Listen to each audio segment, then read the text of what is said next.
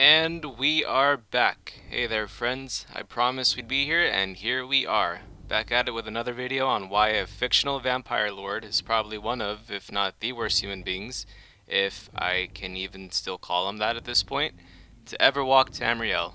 I mean, really, this guy is a piece of work. By the way, I know that the audio was an issue in the last video and I said I'd have it fixed, but I'm afraid I'm still completely broke and can't afford the mic I want yet, but soon, soon. Then we won't have to share in this embarrassment, because we're all in this together for better or worse. Anyways, with that being said, let's dive straight into the video. Lord Harkon, vampire lord and ruler of Castle Volcar, husband to Valerica and father to the fan favorite Serana. Who exactly is Lord Harkon?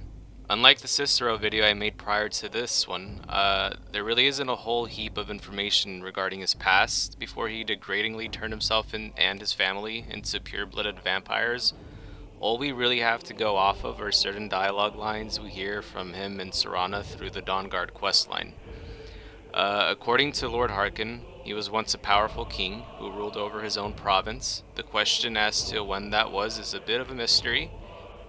We know through Serana that it had to be before Cyrodiil became the seat of an empire. Like, it's actually quite hilarious. We just open her little crypt up and she's like, oh, wait, what? But anyways, that would mean that Serana was locked away for a very long period of time. Some fans believe the timeline to be anywhere between the end of the Reman dynasty and the Septim dynasty. I find this topic interesting as well, since I haven't been able to find a definitive answer, so let me know what you guys think in the comments section. She's had a very long nap, that's for sure. You might be wondering, why exactly was she sealed away in the first place? And the answer is, well, it's pretty bad. See, Serana is what's called a daughter of Cold Harbor, a pure-blooded vampire. She did not become one from a mere bite like the lesser vampires. Nope. Her vampirism came straight from Molag Bal himself, who's probably the most repulsive of the Daedric lords you could come across. The reason she was sealed away in the crypt, and why, for anyone who played through the Dawnguard questline, and knows that the vampires from Castle Volkihar who were sent by Harkon were in search of her, is because her father needs her blood to fulfill a prophecy that is known as the Tyranny of the Sun. A prophecy foretold in the Elder Scroll that Serana kept with her when she was sealed away. Sealed away by her mother, Valerica, who now resides beyond the realm of Nirn, but more on her later. Let's start at the beginning. Our journey begins when we are either approached by a single member of a group of vampire hunters known as the Dawnguard, who inform us of the growing vampire menace and tell us if we wish to join the fight, then Fort Dawnguard is the place to be. That, or a random guard will literally just mention it in passing. Like the true main character that you are, you'll tell yourself, heck yeah, I want to go on this adventure. Why else am I playing an RPG of this magnitude? To ignore a life-changing adventure? I think not. So we go ahead and join the Dawnguard and get acquainted with a man named Isran, who acts as the leader of the Dawnguard. Upon reaching our destination, we stumble into a conversation between Isran and a Vigilant of Standar named Vigilant Tolan. They're having a bit of a touchy conversation where Tolan explains that, well, Isran was right to worry about the vampire crisis, where his worries were previously dismissed by the Vigilants. Tolan informs Isran about the deaths of their former comrades, and gives Isran information about a place, Dim Hollow Crypt, that seems to be drawing in the attention of vampires for some unknown reason. This is where we receive the task to investigate Dim Hollow Crypt ourselves, but not before Tolan volunteers to go himself as well. We later find out that that was a bad idea for Tolan because he gets killed, but let's talk about what happens after that. After we show the vampires lurking around what it's like to face a half-dragon and do a little puzzle, we're introduced to Serana, the woman who was sealed away for several lifetimes, and she gives us the task of taking her back to her father's castle, which we are, of course, obliged to do so. This is where we meet the subject of this video, Lord Harkon.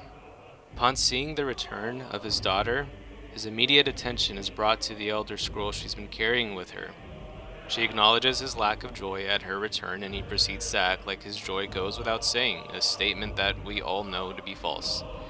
Now that we've returned Serana to her home, we're faced with two options.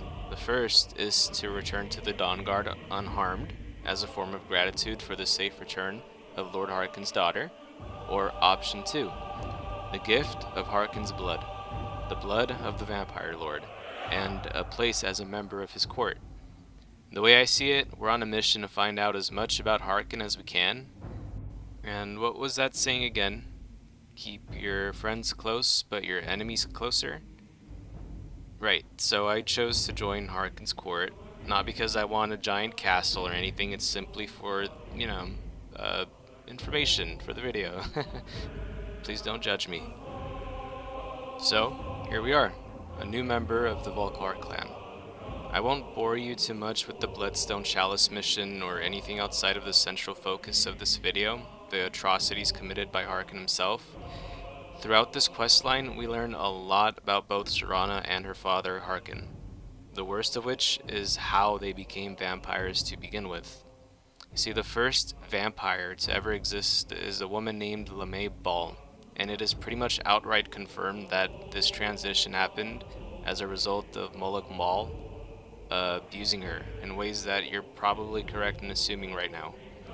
I'm not exactly sure what I'm allowed to say as far as that goes because I'm not entirely sure what YouTube's guidelines are, but you can imagine what happened to her. It is unclear whether this form of torture and humiliation is reserved for women alone, but one thing that's for sure is that both Serana and her mother, Valerica, were subjected to the same form of abuse that LeMay Ball had to endure. As for Lord Harkon himself, he had to sacrifice 1,000 human lives to achieve pure-blooded status, a task he was more than willing to complete, although there could have been more to it if you get what I'm getting at. As I see it, it wouldn't be beyond the realm of possibility for Moloch Ball to do the same to men as he does to women.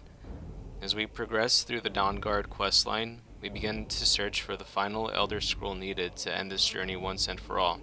The search leads us on a journey to find Serana's mother, Valerica. Our search for Valerica actually begins in Castle Volkihar. In the back of the castle, of course, because we gotta be super sneaky. We fight our way through numerous undead foes and gargoyles, complete a moon puzzle, and end up in Valerica's study. It turns out she left the blueprint on how to find her written in her journal and left it in Castle Volkihar. You know, where Lord Harkon lives.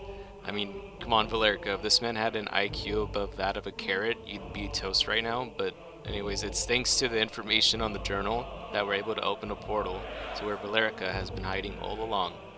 A plane of oblivion you might know as the Soul Cairn.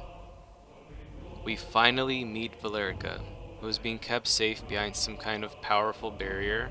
Upon speaking with her, it becomes clear she doesn't trust the Dragonborn with her daughter, not knowing what our intentions are, of course, but we got more information on what happened to Serana all those years ago, when she became a daughter of Cold Harbor. Take a listen. Like myself, Serana was a human once. We were devout followers of Lord Moloch Ball. Tradition dictates the females be offered to Moloch Ball on his summoning day. Few survive the ordeal. Those that do emerge as a pure-blooded vampire. We call such confluences the Daughters of Cold Harbor.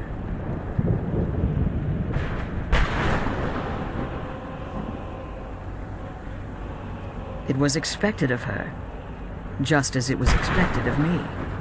Being selected as an offering to Moloch Ball is an honor. She wouldn't have dared turn her back on that. Now you're beginning to see why I wanted to protect Serana, and why I've kept the other Elder Scroll as far from her as possible. If Harkon obtained Auriel's bow, and Serana's blood was used to taint the weapon, the tyranny of the sun would be complete. In his eyes, she'd be dying for the good of all vampires. To be completely honest, I understand why Valerica did what she did. All Harkon cared about was power. He let Moloch Ball force himself onto his own wife and his daughter, He slaughtered 1,000 people as a sacrifice to him, all for the sake of power, so that he would not lose what he had through death, so that he can remain a king forever. And he dreaded the one weakness that could hold him back from ruling all of Skyrim, the sun. The prophecy of the tyranny of the sun became his entire life. Without it, he could not achieve his one true goal: to be a good dad. No, just kidding. To be an all-powerful, immortal king who rules over Skyrim as a tyrant. Well, it's real ironic because by the time the Dragonborn gets involved in his affairs, all Lord Harkon rules over is a castle and a couple of vampires. Our conversation with Valerica continues, and we learn that the Soul Cairn is ruled by three powerful entities known as the Ideal Masters, and in order to bring down the barrier and collect the final Elder Scroll we need to defeat Harkon, we must take down all three of the Ideal Masters. Well, we're the Dragonborn, so you can guess who comes out on top of that fight, but it's not over yet. When we meet up with Valerica after the barrier is brought down, we get the attention of a powerful dragon and future ally named Durnavir, who comes to test our strength for himself, only to find out the meaning of around and find out. After defeating the three Ideal Masters and Durnavir, Valerica informs us that we are in fact him, and leads us to the Elder Scroll we need to find Ariel's bow. With all three scrolls and the proper steps of the Moth Priest ritual that our Moth Priest didn't take, so now he's blind, some help he was, we discover the location of Ariel's bow. So we're off. After all the work we went through, we make our way through the Forgotten Vale, where we encounter, as far as we know, the last two remaining snow elves in all of Tamriel, one of which is actually a vampire himself, who we have to defeat to get the bow. Unfortunately for him, we were his opponents, so GEET! We win the battle, and there it is, Ariel's bow. With the bow in hand, we are now ready to slay this so-called king once and for all the atrocities he committed, all the countless people sacrificed just for his own life to never end, the horrors he put his family through, even being willing to kill his own daughter to fulfill his prophecy and his inevitable betrayal of the Dragonborn once it was all completed. We fire an arrow filled with the power of the sun into Lord Harkon, his final words being, Your own father.